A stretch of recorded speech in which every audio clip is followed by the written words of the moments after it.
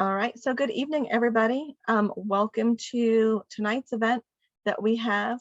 Oscar is with us from Sustaining Way, and we are going to be doing a little tour of Annie's house. Annie's house is a sustainable living structure, and when we planned this, it was dark still at like 6 o'clock.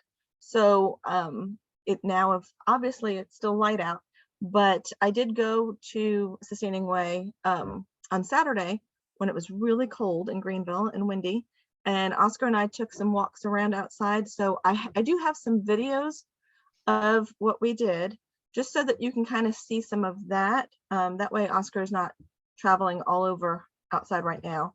So we have Oscar.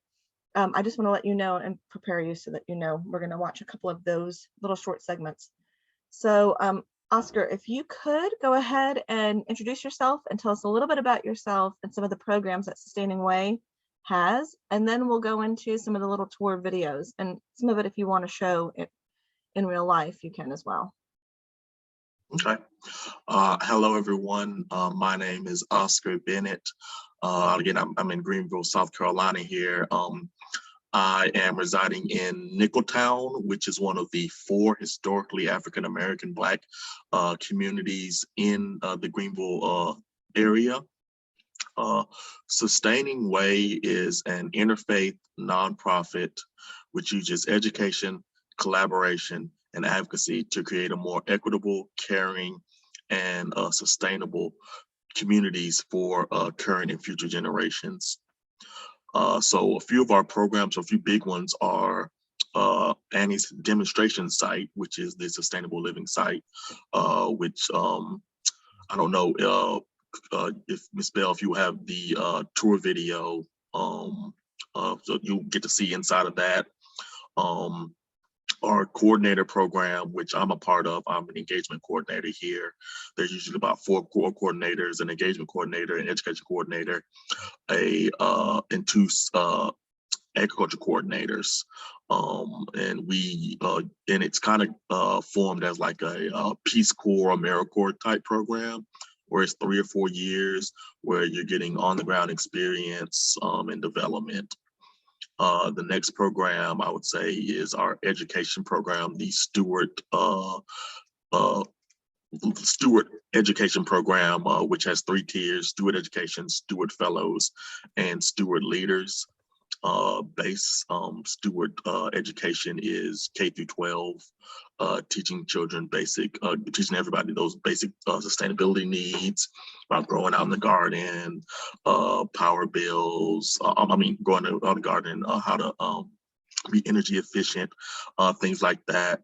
The second one is Stewart Fellows, which is a 40-hour program where you get paid to do certain types of events and come out to the garden and learn and things like that.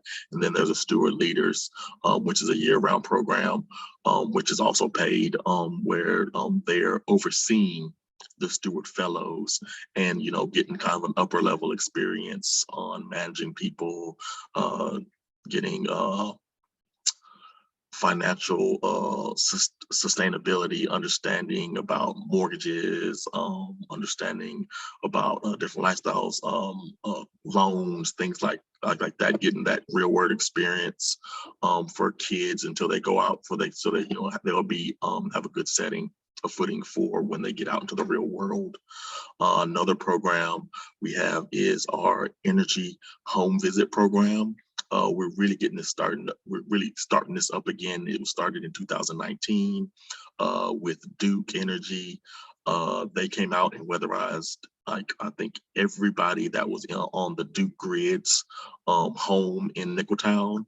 I gave them light bulbs, weather strips, things like that. Checked everything on their home, make sure they were good and energy efficient, but basics. And we're continuing that for, it's always going to be updated. A lot of homes are older in Nicholtown.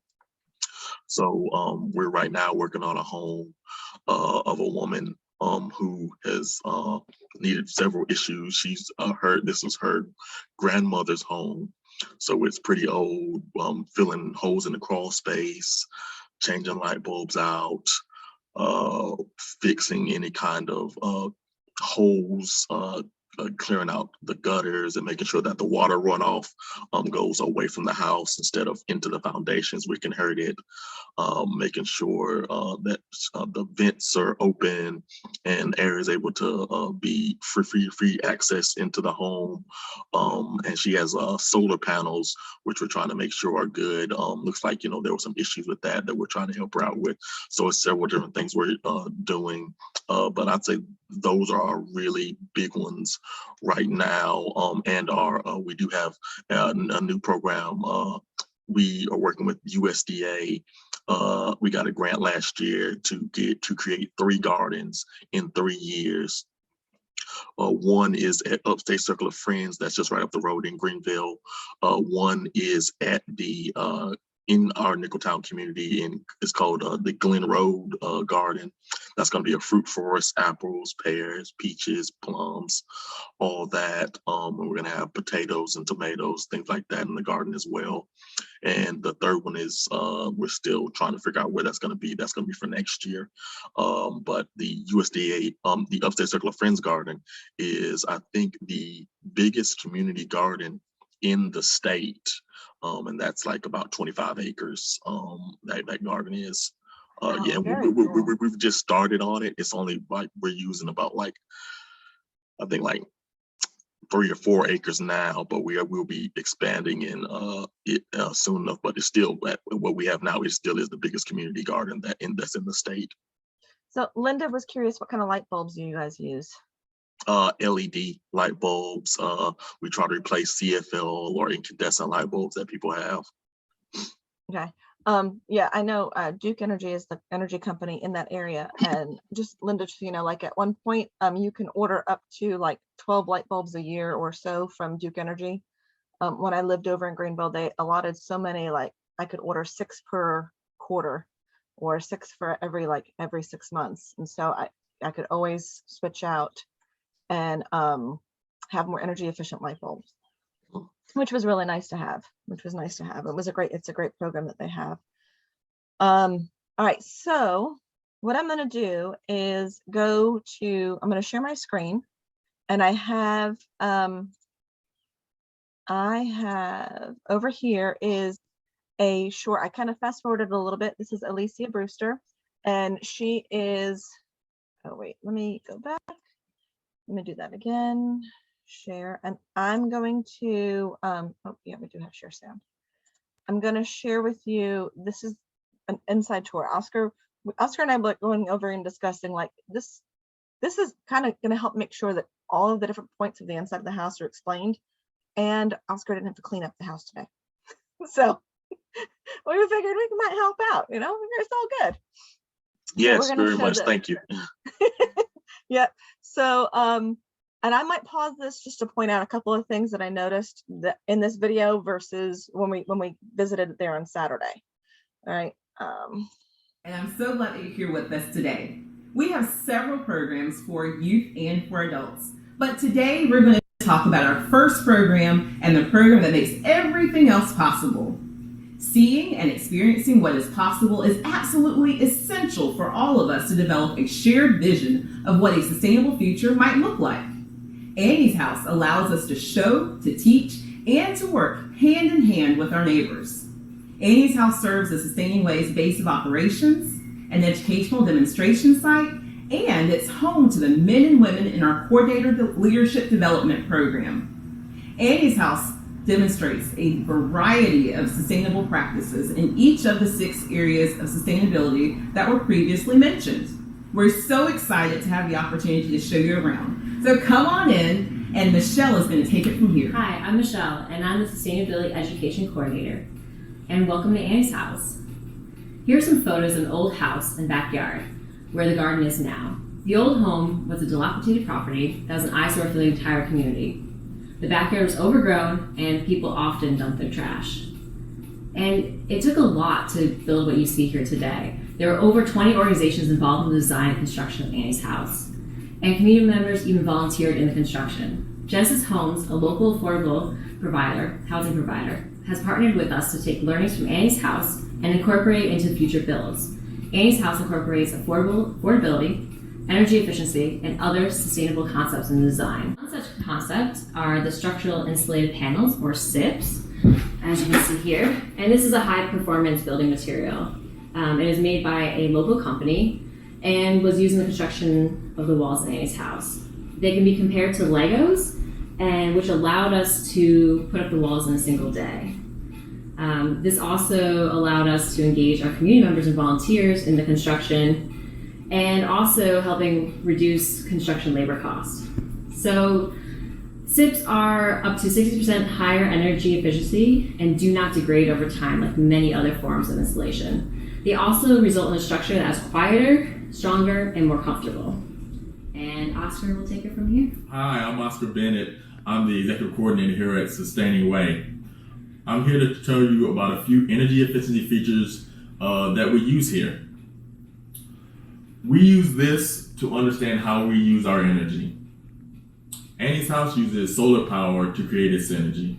On average, Annie's house is a net zero home, which means we create as much or more energy than we use. Also, here at Annie's house, we use LED lights in all our light fixtures because they last longer and require less energy to operate. LED lights are 50% better than CFL lights and 90% better than incandescent lights. Let's go downstairs to the multi-purpose room.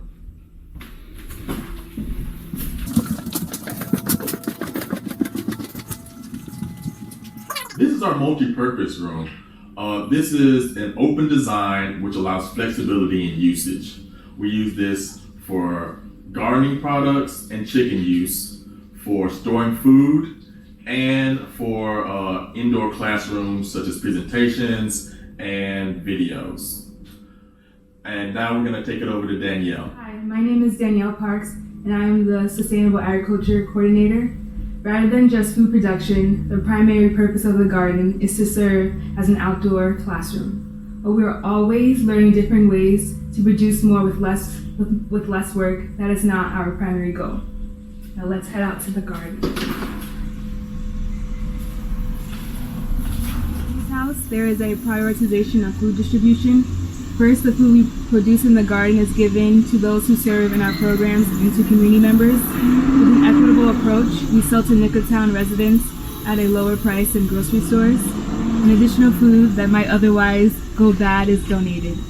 We also have terraces which were installed to reduce erosion and the harmful impacts of stormwater runoff. Also notice the berms and swalls along the walkway, they also reduce the impact of erosion. We have regular composting and vermicomposting, and our food forest includes muscadines, blueberries, and fruit trees. We have chickens, 15 laying hens, and our chicken coop was built from salvage wood from the prior house. Since chickens are omnivores, any extra or leftover produce can be fed to chickens. By feeding chickens more food from the garden, less chicken feed needs to be purchased, thus saving money. Sustainability has many faces. We recognized that we needed an art centerpiece to bring everyone together and to show people and to help explain what we are really all about. So we partnered with local artists, the Phyllis Wheatley Center and the Nicholtown Neighborhood Association, to have community youth make drawings based on a quote by the renowned scientist George Washington Carver, where there is no vision, there is no hope. Along with research about George Washington Carver and about Annie's House and Sustaining Way and our mission, over 60 youth submitted art pieces, and 4 of them were included in this installation. This shows the connection between our future generation and our hope. Thanks for joining us.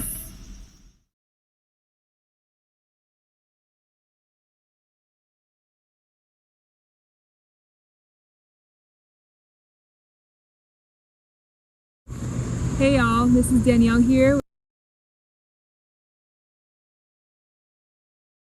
Helps if I unmute myself. I'm sorry.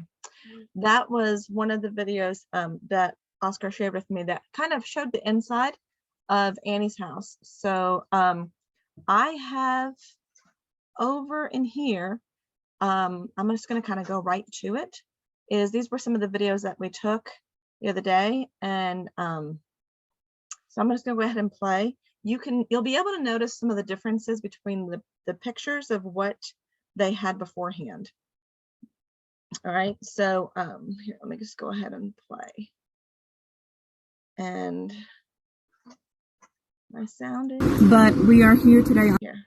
Hi, good evening, everyone. We are here. I'm with Oscar, and I know you're just watching us on Zoom, but we are here today on Saturday afternoon doing a recording here of Annie's house for you. And so we figured we'd come and walk around outside and show you some of the different things that they have.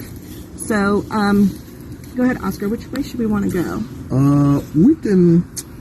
Let's go this way. It'll spread out into the middle. Okay. Show everything. I think up right here. This is a new addition to Annie's house. It is the Sylvia Palmer Education Center. So just real quick, I want to show you, see the whole outside, this whole area right here is different. And this is what he's pointing out here too. So, but it was a really nice thing to see versus the structure of the house that was there previously. We got this with some of the CARES funding that was given out to update some things that we got for Annie's house, just to make it more accessible for our Steward Fellows, any youth, or any kind of programs that we're trying to run. And, you know, it's a nice day outside. Come out here and fellowship. Very nice. I like it. Very nice. All right. And then this house you said was built here in this spot. Right? Yes, it was built here before this house was built. This was basically a community landfill.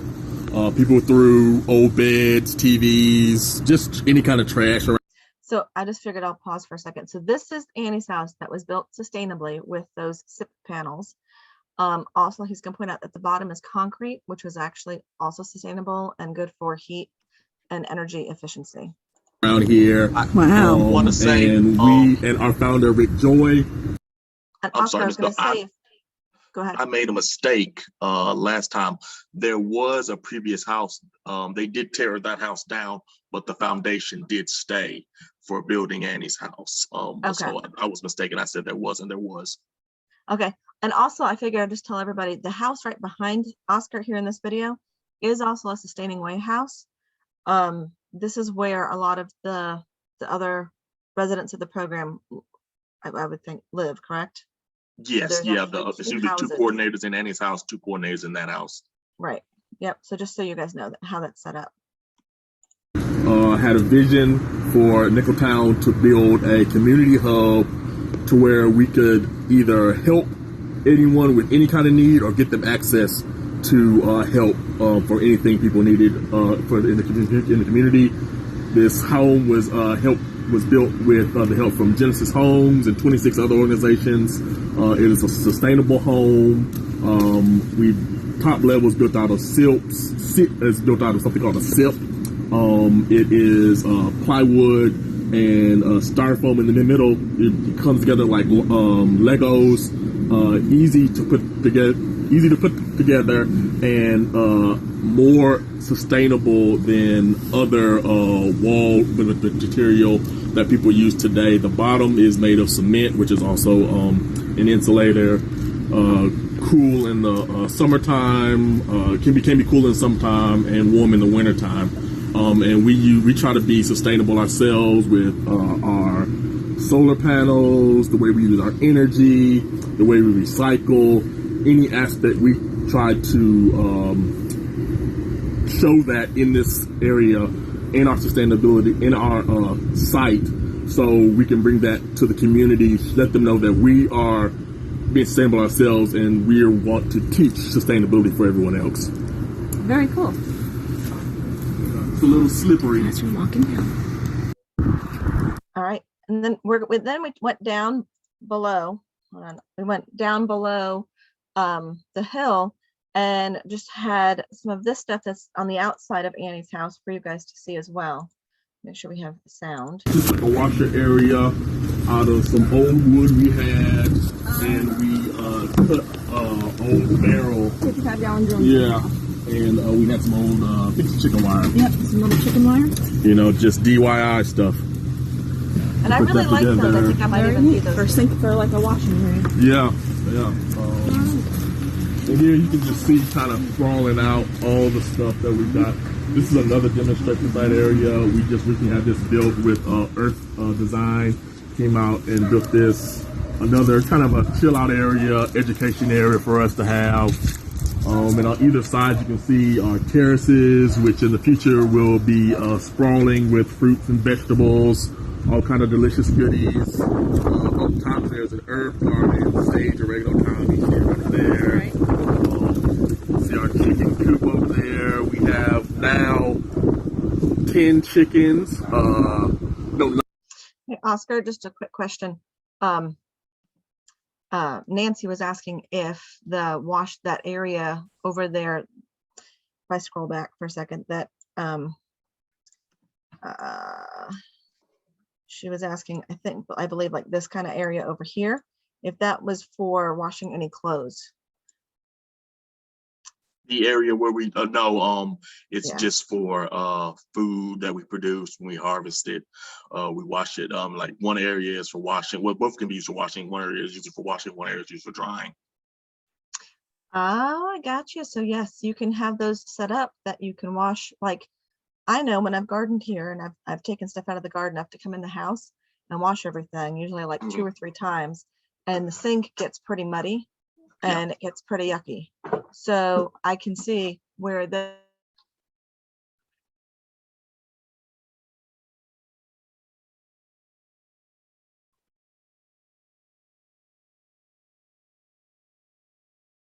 would be more beneficial to go outside, and then that water just goes back out to the garden. I'm gonna think Exactly. it's probably a good thing. Education area for us to have. And on either side you can see our terraces, which in the future will be sprawling with fruits and vegetables. So I left this. So Oscar and I were discussing 2 things the other day when we were there, and it was that we want you guys to see that it's not always so pretty. So like one of the things is you'll see nothing's planted really yet. There's still stuff being done. A lot of times when you watch a finished video, everything is all pretty Pinterest looking, pretty, and then you kind of feel like it's an impossible task that you can accomplish something like this, because it doesn't, I know for me, nothing Pinteresty ever looks as good as it does on Pinterest. And the second thing was, if you notice the landscape of this area, Greenville, South Carolina is very hilly. And so I appreciated the way that they did all of this, because they actually made the landscape work for them and work for sustainability factors. So I really liked the sloped terraces here, so that they could plant on each one and plant different crops and rotate in certain ways. I like that they use the landscape to their advantage. So I just want to point that out too. Vegetables, all kind of delicious goodies. Up top there's an herb garden, sage, oregano, thyme, you see it right there. See our chicken coop over there. We have now 10 chickens, 9 chickens, 4 old chickens and 5 new chickens. The old chickens don't produce any eggs anymore. They're kind of like pets, but we've gotten some new chickens, so we will, be able to get those eggs coming back to us again. And chickens are also good for, we use their fertilizer. We use their waste to fertilize, whenever really we would like to. Those 2 bottom beds were fertilized with chicken manure last fall. You have to let it sit for about 6-7 months or it'll burn your food. But, there are other uses other than eggs that we have for them. It's chicken compost, and it's hot compost, so it has to sit and break down over time in order to be used. Can you do me a favor? A lot of people don't know what these are. And I was wondering if you want to explain what... Okay, they're like little hot boxes where we want to plant. These plants were all donated to us, but if ever our agriculture coordinator wanted to start seeding for transplants, this will be the place to do it, a warm area to simulate that spring, summer feeling even in the wintertime. I was going to say, I remember growing up north, this was popular. Oh, it was along the sides of houses, and it was kind of like a little mini greenhouse, and you kind of had you can use recycled windows. I remember you can close them down, and you can have your beds and your plants. All right, so who lives up north that knows what these are and has seen these and has these? I'm just curious. Yes, thank you, Nancy. It was a great opportunity learning for her and for me to have patience. So who has seen these? Because I know that my grandmother had these in her garden up north, and this was up against the house. I want to say they're kind of like dormers, but I have a feeling that somebody here in this group, probably from up north area, probably has seen these before, and is familiar with what these are. Oh, that's nice. Yeah, that's exactly what it is. We got these donated from one of our board members, Chris Sermon's Bioway Farms down in Wade Shoal. Very cool. It's kale, collards, and Could be some called window broccoli well. somewhere. That might be. She might have planted the broccoli already, but we had some broccoli in there as well. Very cool. Yeah, all right. All right. We can go a little bit. Just like a washer area out of Video. our compost area. All right, here, go ahead, Mr. Right? These are compost areas right here. We had so much compost that we had to clear out these and put the compost in there just for here and any other area. We try to encourage community members to deliver compost here. We also have the vermicompost. I was going to say, this is something that anybody can do really Yeah, easily. the red It's wrigglers, yeah. vermiposting. Yes, I remember ma'am. years ago. And this is called vermiposting. And it was worms. Yeah, And yeah. so worms eat everything, and then their waste. Their cast turns into, Yes, turns into the compost. Yeah. So yeah, this is kind of something that we wanted to show people that it's possible. We've gotten some compost out of here, but our biggest compost producer is the hot compost or the chicken compost. Right, okay. And so this would be hot compost. Real quick, I'll just pause that for a second. I know you can hear me. Linda, I know you said you put the plants in there to keep them warm. Yes, you do. So it's almost like having a mini greenhouse on the side of your house. And people build those on the sides of their houses to kind of start all their plants off in there. And then you can move them and transplant them around the yard when the weather starts getting warm. I remember my grandmother having those in her house up north in New York. And so I remember weeding them out and having some flowers and different things grow in there. And I think during the summer, we might have just lifted the windows up and might have had something that the eye hook or something like that connected to it and held it up for everything in there. But during the winter, it kept everything that could die in the snow and in the frost. It kept everything safe. So I just recall that, and I didn't remember that until I saw those over there at Annie's house the other day. Here. We just got some compost dropped off. Just any kind of wasted fruits, vegetables. We mix it with wood chips, cardboard, things like that. You want to get a balance of greens, of nitrogen and carbons. To make a good compost. So what are the things that you don't compost? We don't compost meat. We don't compost any kind of citrus. Okay. So in here's vegetables and fruit and cardboard too? Yeah, cardboard, okay. Paper, wood chips, things like that, and they all decompose. And is it a process? Yes. This is the beginning, middle, and end. We haven't had any at the end yet. Okay. But yeah, beginning and middle. And beginning lasts like a month or two or something like that, and then.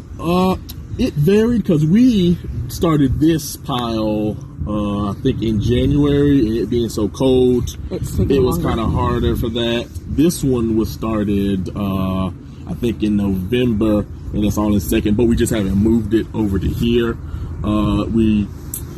For us, we've been kind of short-staffed, so there's been a lot of other stuff. We said, okay, it's supposed to decompose. We'll let it decompose. Give it its time. We'll let it decompose. And this is also our fruit forest area, like I was saying, blueberry bushes, muscadines, scuffadines, and blueberries on the side. And these blueberries, I'm not a blueberry fan, but like they produce a lot and we're hoping to either turn these into like jams, jellies, delicious desserts or anything like that to, just show people what you can do. We're just planning simple little stuff to make, delicious foods or, preserves, things like that for yourself. Very cool. All right, this area, we recently did this area, put sheet mulching over it to suppress the weeds. We have comfrey, which can be turned into like a salve for like bruises, burns, things like that. Raised beds And for. then, what do you have? Did you guys recycle glass? To build a wall? In the beginning they recycled. That is all the old glass bottles that they found on this property. Oh, cool. Yeah, like I said, it was a landfill. People just threw stuff in there, so they got these bottles and they made something out of it. It's. I probably should have zoomed in on that just so you can see that there's that the stone, but below the stone is like dirt or probably some kind of dirt or concrete, maybe even, I'm not sure, but it's all the glass bottles are pressed into it. Right, Oscar? Yeah, it's like a clay. Yeah. Yeah, like a clay. But And it's they're really, all put, it's they're all really put very into neat. it. Yeah. Yep, and it was really very neat. Let me see what the question is. Old leaves, yes. Okay, so Linda was saying something about you can put coffee also in, you can put coffee grounds in a compost and also old leaves. And I do want to point out that I was going to point out too that the easiest thing is to try to set up pallets the way you guys did for composting, because it's just kind of nice to have palleted areas like you guys have set up. Some people do it a little bit. There's different ways you can set up composts, but that is to me the easiest way, and it's like a sustainable way because you can find pallets for free a lot of times, and put your stuff in it, put all your food in it. And I think you could even make a little door. Like, we have not composted on my property here yet because the dogs and the animals might get into it and stuff like that, and it might make a big mess. But I know that you can put a door on the front of it, like a pallet door, if you wanted to. Or some people make a square and they just throw in on the top. I've seen them do that too. I think you'll see, like when we go to the chicken area, they have a compost where what we talked about, and that is all square. Yep, that's Sustainability. Right. So, that helped us use less brick or mortar by using the glass that was already here. Very neat. Yeah. All these little trees are fig trees. Hopefully we'll be getting some stuff out of them as well. These are all transplants from a friend of ours, Gary Davis, who has a farm as well. And he has tons and tons, bukus of fig trees. So he'll splice out a plant transplant for us, and we do those. So all these plants, all these fig trees are from his garden. And this is cool. You're going to be growing asparagus over here? Yes, there is asparagus in here, but we're trying to weed out all because the weeds are suppressing the asparagus from growing properly. Right. So we're trying to get that cleared off so we can get some, good asparagus product to grow, to show people, how to do it and when to cut it up, and, how to basically cook that in the end. I love asparagus. I, just throw it in the oven, put some virgin olive oil. We love asparagus too. All right, so then if we come down here and look up. All right, let me go over here. And the sustainable look like, right? Yeah, and a sustainable way to make it. Yeah, I know, our yard is a good bit bigger than a normal people's yard, but it's about planning your area, and we try to utilize every bit of our area for something. Fruit forest side, growing side. Over here, we grow here as well. These are what you see. These flowers are cover crops. They are not clover, but they are daikon radishes. So they're flowering there, bringing nitrogen. Okay, Oscar, so quick question for you. Nancy was asking if you can tell us about irrigation. I do believe, right? What kind of irrigation we have? Yeah, because actually I didn't even ask them when I was there. And I'm thinking that looks like it's a hose over here in this picture. But On we all did. the terraces, they are drip irrigation, and also where the fruit forest, where the muscadines and the blueberries are, that's all drip irrigation. On down from there, it is a hose. So that area we're seeing right there, and then the field where the shelter is, all that we hose and water ourselves. Okay. And then Linda was saying she has an old rusty fence that she cannot get at. What about that? And an animal that comes in to eat the veggies or whatever the animal eats. So I'm thinking that would be like, I don't know if the fence is like on the side. And so does that harm anything? And then I would think that's the second question would be, and if an animal's coming to eat the veggies or like, what I'm thinking the question is like, what do you do maybe to help? For that, you can do soapy water. You can put on there, and that also keeps pests away as well. Just putting some detergent, or some Dawn or something like that in some water, shaking it up and spraying it on there, and like it'll kill pests, certain pests that will come on there, and just leave a nasty taste in their mouths. That was the big thing that I would say. And I'm gonna say, Linda, just so you know, I have a garden out here. So Oscar is in the city and gardening in the city more so than where I am at in the country. I have 2 acres of property here and I'm surrounded by acreages around me. So I have deer and rabbits and things like that. What we have done here is actually taken, yeah, I'm in a small town. It was great. It's been great since I've been here since pandemic, and it's been great because it doesn't feel like a pandemic. It's all, I can go outside and be normal. It was really great to have all the kids being able to run around and do stuff. But we have gone to the hairdresser and gotten our hair cut, and we've actually had them bag up all of the hair that they've cut that day. And we have taken that and put that around our garden. I've sprinkled hair around the outside of our garden because what I've heard said, and it seemed to have worked just fine, is that the hair gives that human smell and it keeps any animals off of things. So they smell human and they try to go the other direction. Also, I can tell you, I've been told, and I did do this last year, is I planted onions on like the outside of the garden. Alexa, remind me at 10 a.m. Mm-hmm. What's the reminder for? I'm like, I don't see any reminder. But I have planted onions or things that don't taste good. Tomorrow at 10 Like a.m. I think you can do oregano or something like that.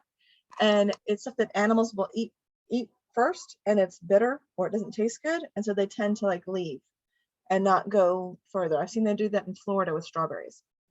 They'll plant onions or anything on the outside of the strawberry patch so that the animals might eat an onion and think that's nasty and leave. So those are things. Now this year my garden is going to be closer to the trees and bushes, and so I did get some deer netting that I'm going to probably put up around it to see if I can help. I haven't seen anything out there, but I don't want to come out and find my strawberries all gone or anything. All right, let me go ahead and put this back on. Back into the earth, and we're gonna mulch that. We're gonna cut that down, and we're gonna be putting, I think, okra in these areas. That a lot of people in the community like okra.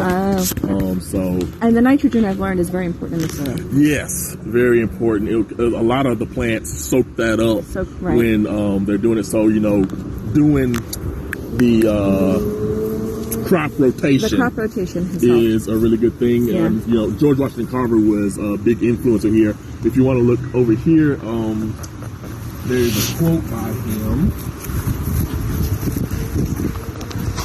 "Where there is no vision, there is no hope." And we draw heavily from him because he did start, crop rotation, a lot of agricultural advancements. Learning all he about was that. starting those types of things, and we want to give him credit his due for that. And we're very thankful to learn that knowledge, and instead of just taking from the earth, you got to give back. Right. Yeah. Most definitely. Yeah. Look like, right? Yeah. Like, and a sustainable way to make it. Yeah. I know. Our yard is a good bit bigger than a normal people's yard, but Next one is we're going to go up and look at these flower boxes. This is a pawpaw tree. They are the biggest North American fruit, biggest indigenous North American fruit. It kind of looks like a little pear when they're fully grown, and the taste of it is kind of like a mix of a mango and a banana. Just so you know, I have never seen one of these trees before, even though it is the largest indigenous fruit. And I'm going to guess that none of you have ever seen this either. So this was kind of interesting to know and see. Interesting. I've never had that.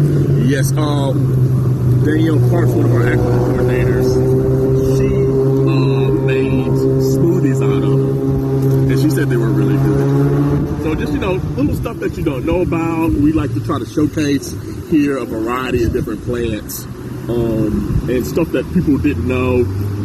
And can, say, okay, now I'm interested. I'm gonna try to go on the internet, look up some stuff, just to get intrigued, and that can suck you in on its own, and bring people to horticulture, agriculture, and hopefully eventually doing things like this. Yeah. And so now over here you have raised boxes. This is what we started this year at my house. Instead, we tracked a part of land last year and fought a lot of grass and a lot of weeds. And I decided to just do some raised boxes. And we're actually planting some vegetables that are grown from like the FFA at the high school by us, or grown by kids that have been growing in greenhouses or anything. So that's what we've been trying to do this year for our garden. But I like the raised flower beds. Yeah. And so does that make it easier to do? Yeah. Growing it in like the terraces, you see. We did those. They were before, like 2 weeks ago, just straight dirt. Now they're already weeds popping up and stuff like that. Raised beds are more contained. Certain you can make it whatever area you want it to be. Now you got broccoli. Is that broccoli? No, kale and collards. Oh, cool. And onions. I'm sorry. And onions too, right? Yeah. But it's a more controlled area. As long as you have the mulch or whatever you want to do, that without if you let it go, there will be some weeds that pop up there. But it's just an easier area to weed out. We used to have these over there where that flatlands are, but that is a floodplain, and when it does flood, it's known to get as high as the top of the shed. Oh yeah, and it'll just wash everything away. So we moved over here about 2 years ago. And then we got the chickens. Yes. These are the old girls. They hang out in the club together. Yeah. And all the young chickens are somewhere. They're usually huddled up, playing around together as well. The younger ones look like they were just bathing a little bit ago. Yeah, I know they were over there. Yep. I don't know where are they now. So, and then you guys have. And if I'm correct, Oscar, this middle right here, this is what you're talking about. That's the compost? Yeah. That is all the chicken compost, right? Yeah. But now we did clear that out because of the young chickens. The older chickens won't be able to get in there, but the young chickens can crawl in there. And we didn't want any kind of like stuff that's decomposing them, eating it or anything like that, digesting that. So Michelle, one of our other coordinators, she cleared it out, and now it's just all over in the hot boxing area. That's just a kind of a chill out area for them if feeling safe or anything like that, or one of the big chickens want to pick on them, they can run in there to be good. Yes, yeah. Oscar and Christina, I'd love to jump in just real quickly, if I may. If I could back up a second, just those raised beds, those boxes that you had. What do you have to do initially to get those? Do they have a bottom to those, or do you just have to like till the soil quickly, really well before you put the four edges around, or how does one build something like that? What's your best advice? That is a great question. When I got here, those are already built. They were down, like I said, in the flatlands, but I'm assuming that they all got built just with like 2x4s, things like that. And they put there is no bottom on there. So what we did, we just took the 4 sides, put them up, put them down. We had extra dirt already, so we just filled all those in with extra dirt. So we filled it in with like some red clay. We had some compost as well, and then we put on top of it mulch, and that's how we started it. And then like we just add as it goes, so that mulch decomposes. We add more mulch and compost, and that's how we do it. That's great. Thank you. One other quick question, if I may, please. Those wonderful terraces that I think you called them terraces in your back that you had there. What's the retaining wall, a sense? What's that made out of? Are those huge stones, or what did you use to build those walls? It is they are stones and concrete. That's what they built them out of, just stones and concrete, and like mesh wire on the top, just to have like a barrier, a physical barrier. But yeah, but on the inside of that, it's still dirt. They just put the mesh on top and then concreted it, and so then in that way, so it's dirt inside of it. And if you were to look closer, you could see, like, if you pulled, some of them are like cracking and stuff now. If you pull them up, you could see like all the dirt on the inside, and weeds pop out of it all the time, and we just pull those up. But yeah, we did try to cover it just to show the difference, like make it like a step terrace. Oh, thank you so much. I figured if I could just add to one of the answers. I did raised beds this year. This is my first year doing it, and I'm doing it purely for the purpose of not having any grass in my area. Last year I dealt with we did a tract area to put our garden down, and I dealt with a lot of grass growing like every 3 days. You can go out there and it was like grass grew insane. So I just put some boxes together, and I have rabbits, so rabbit poop is very beneficial for gardening and for composting. Rabbit poop, you don't have to compost. It's considered a cold compost, whereas chicken poop is considered a hot. It has to kind of break down over time. And it's because rabbits are vegetarian. They don't need it. Doesn't have to break down over time like other animals. So I just put my boxes down, and then I put the rabbit poop that I had left over. I scooped it with the hay that we have, and I put it in there. And we added just dirt we have a neighbor with a tractor, and he scooped up a whole bunch of dirt for us and came over and filled it. I did look at the store because I did want to get dirt also, and I couldn't figure out if I wanted, like, I didn't even know that they made raised bed dirt versus like potting soil versus the other kind of soil. So I will tell you that if you are close to a university, there are extension offices, and you can look up, like Clemson in South Carolina has an extension office, and you can actually bring them soil, and you can bring them a sample of your soil, and they will test it for you, and they will give you back a report of what's missing in your soil, what's extra that's needed, and let you know so that you can have the most ideal soil for growing anything. Last year, we had a lot of stuff that grew here, but I had a lot of stuff that flowered, but I didn't have anything that came to fruition as a fruit. And I think it's probably because I have like North Georgia clay dirt out here, and that doesn't hold water very well, and it doesn't have as much nutrients. Nitrogen is very important in the soil. And so I've learned a little bit about all that this year. But I do know your extension offices, like where I live now, University of Georgia is big. And so UGA has extension offices where I could go ahead and take my soil and go get it sampled, and then they'll tell you what it is that is needed. Great, thank you. I've learned to make the extension office your friend. They will come out. Go ahead. I was saying about the grass. We do sheet mulching. I like to do sheet mulching, like it's 2 different ways to do it. You get cardboard, like you said, put it on the grass one way and just put mulch over it. And so that grass decomposes, then the cardboard decomposes, and the mulch decomposes, and you just continue to add mulch on it, which brings nutrients to your soil and suppresses all the weeds.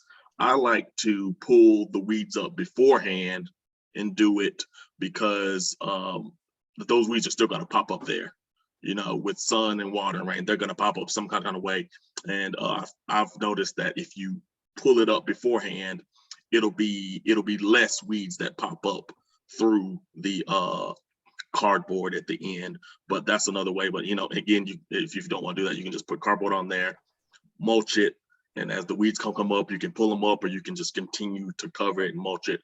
And all that is decomposing as it goes on and enriching your soil. Yeah, and I will say too, my mom growing up in Florida, we used to put newspaper down. And so we used to lay any kind of newspaper like down. paper stuff like that, yeah. Yep, we used to lay newspaper down and then put mulch on top of it. And stuff does pop up. I don't think there's anything. I mean, one year we used that black paper that you're supposed to roll down, and it keeps, and it's still, weeds still come up. They'll come up no matter what. They're gonna come up no matter what. So there is nothing that's gonna bring them, finish it off. All right, I think this is almost the last video, so I'm just gonna finish playing this part out. Over here, you said you have a rain barrel somewhere? The rain barrel is right over there. Okay. We have to get it back. Go in. We have a water tank inside the run, Right. but before we had put, I think it was charcoal, sand, and pebbles in to make it to filter the water, the natural water that comes down. And there's a little pecking area that they would just move it, and water would come out, and they could drink water on their own. Great. So we're gonna be getting that in there. It's been off for about 6-7 months, so it's probably gonna get cleaned out and redone. But we want to do that, more sustainability instead of getting water from the hose and putting it in there. Right, yeah. Getting a good bit of water whenever it rains. And that's what it was built for, that too, with the gutters and everything like that. With the gutters to go directly down into right. there. Yeah. Very cool. All right, go Pretty ahead. much, this was the last bit. This is the last minute. Oh, wait. We're going to be putting a rail down so folks, access area, hard state, we just want to get more people to be able to come here. We're going to be putting a rail down so folks that, can't come down that slippery hill can have some steps to come down, right, and make it more accessible, especially for older folks, that might have canes or might not be able to walk down that or be balanced for that. So we're going to be doing that. I think that's going to be. I will say this is a really great area and a great asset for the Nicholtown community. When I lived in Greenville, I lived just north of the Nicholtown community. And so this is just, I think it's wonderful that the neighbors and the people over there will bring stuff over to compost, and for them to have this ramp right here, to be able to access it, to be able to come down and have it be a little bit more accessible is really a phenomenal thing. Be finished on Earth Day. On Earth Day, cool. Yeah, we're going to work on Earth Day that cool. morning. Very cool. Yeah. Oh, I forgot. We recently got a cool room as well, so we can now store. This would be something that every one of us would probably love to have. And for some of us, though, we call this a root cellar. But when you are sitting away, you get a refrigerator room. For a lot more fruits and vegetables. Right now, all that's in it is our donations of bread from Fishes and Loaves. But when we harvest, this is kind of like the root cellar area, and there's the cool room, so we'll be able to save a lot more fruits and vegetables than we could before. It's like almost like the big refrigerator. Yeah. Very cool. Yeah. This is a really, really good That was a nice thing to add on. accessory. Yes. Yeah, for sure.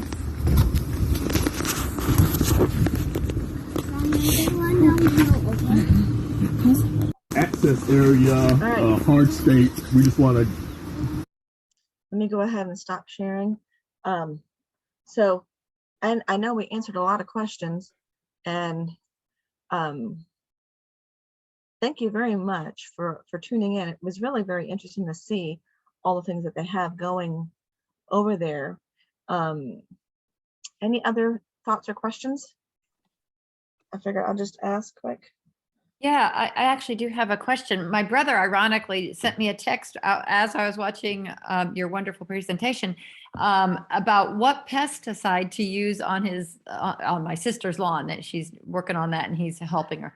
But I mean, I'd love to encourage her to do some kind of sustainable yard. We did a wonderful presentation of yard tours that they just started, the first one. Hopefully they'll do it every year here in Columbia, that we were allowed to go to different people's homes that are doing sustainable yards. And they had some lovely community one at the very last that we were able to see. And I would imagine, Oscar, you know all about that in downtown Columbia. I think it's just a little bit, is it west of the city? I'm not sure. But I it's really do appreciate the whole sustainable yard thing because I've never been a fan of just a grass kind of it makes yard. total sense. It's kind of like if I could just, if you know, to me, but to have something that produces, like we have on our property here, we have fig tree, we have plums, you know, we have, you know, it is like creating stuff that helps us. We have chickens, so we get eggs, and you know, it's us learning how to do some of this. It's been really phenomenal. But I have no thoughts on pesticides. And pesticides, yeah. If you have to do it, is there one that might be a little less damaging to the environment? There are some that we've tried. Like I said, soapy water is one, just kill them, and then you can just wash it off when you know, and wash all that soap off. You can soak garlic in water as well. You can make like a garlic water. A lot of animals kind of like that, the onions, that bitter taste. They don't like that, so they'll go away if you spray that. But one that you can buy is diatomaceous earth. It's like a kind of a white powder. You can spray on it.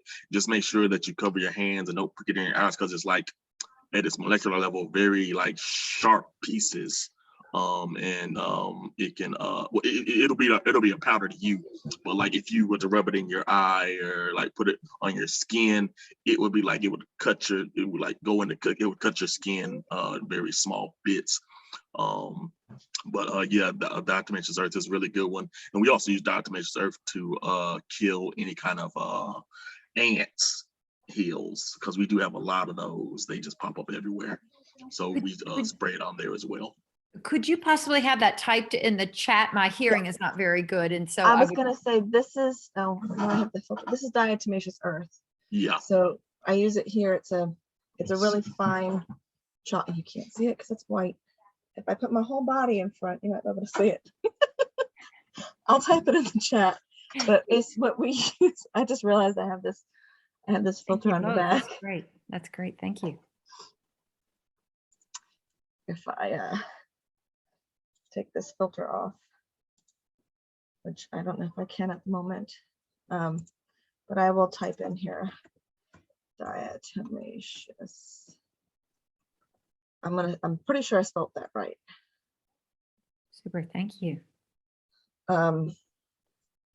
We've used it for chickens and sometimes in the past, and as like a dewormer. Sometimes we'll do it for dogs. We'll sprinkle it on dog food, but it's a drying agent. So you just want to be careful you don't get it in your lungs. You don't want to breathe it in, which is why they actually tell you that don't give it to chickens. Like some people do it for chickens, but then they tell you not to, because it can get in their respiratory tract very easily. Oh my. Okay. But you can sprinkle it around your yard. Great. I will tell you the best one to get. They make food grade, and they have regular diatomaceous earth, and then there's food grade. And it is a better idea, in my opinion, to get the food grade diatomaceous earth. You're saying food grade? Yep, there's a food grade bag of diatomaceous earth. You can get it right at Tractor Supply if you wanted. Okay, thank you. But I will tell you too, you can ask the extension office, like USC in Columbia should have an extension office as well, that you could ask them as well. They'll even come out sometimes and they will tell you what pesticides you have, what pests you have. Oh yeah. So okay. Super, thank they've been known to do that. All right. Anybody else have any other questions?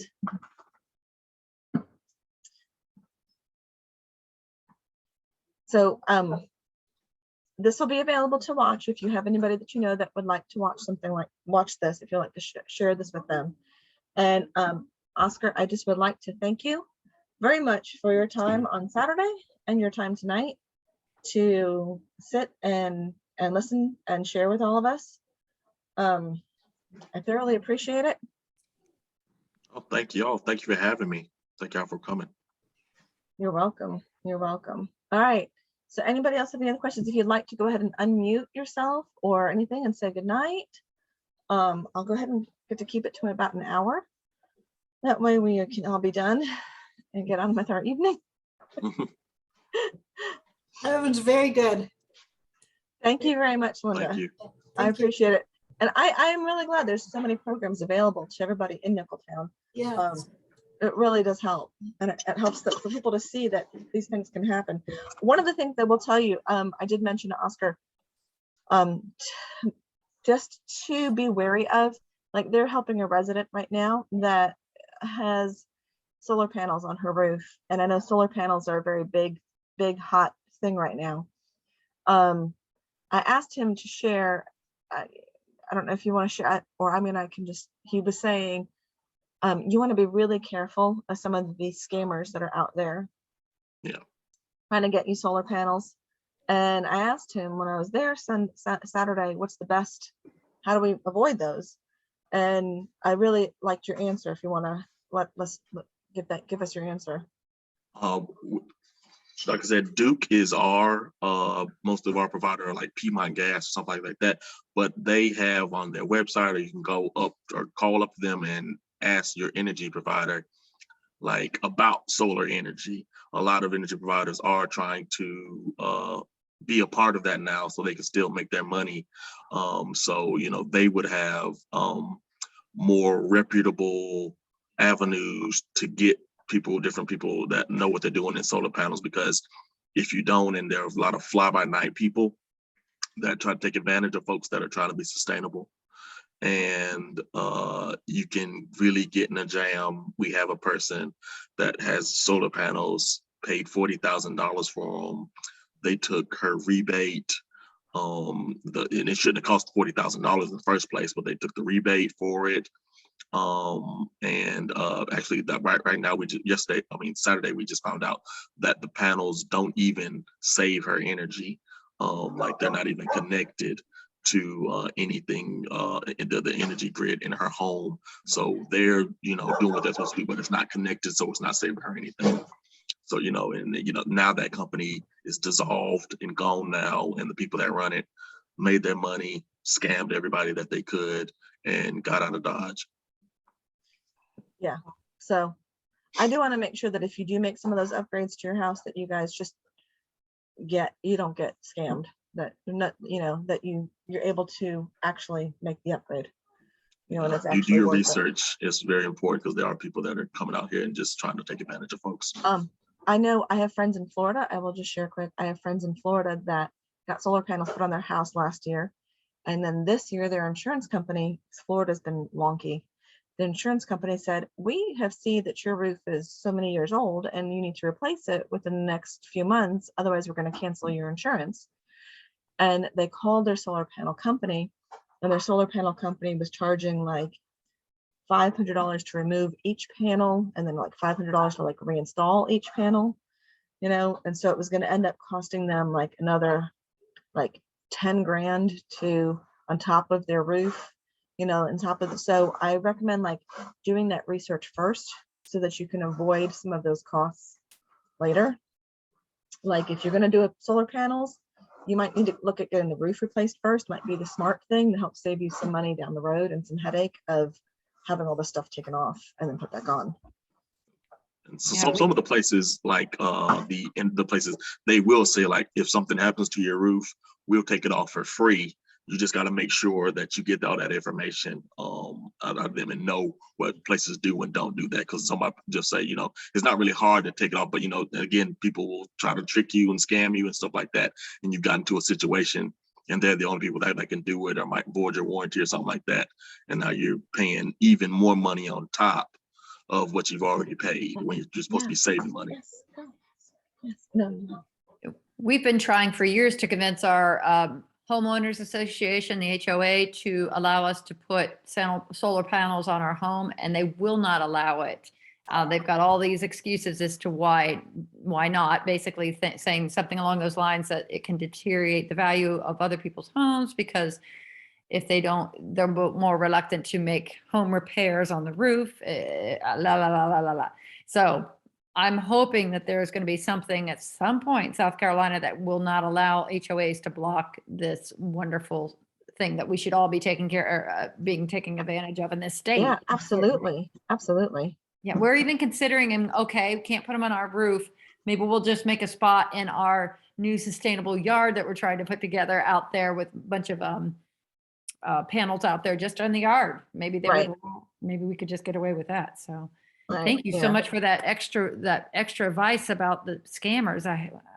Really great advice. Thank you. Yeah. Yeah, definitely. All right, there we go. Well, thank you very much, everybody. I appreciate it. I'm going to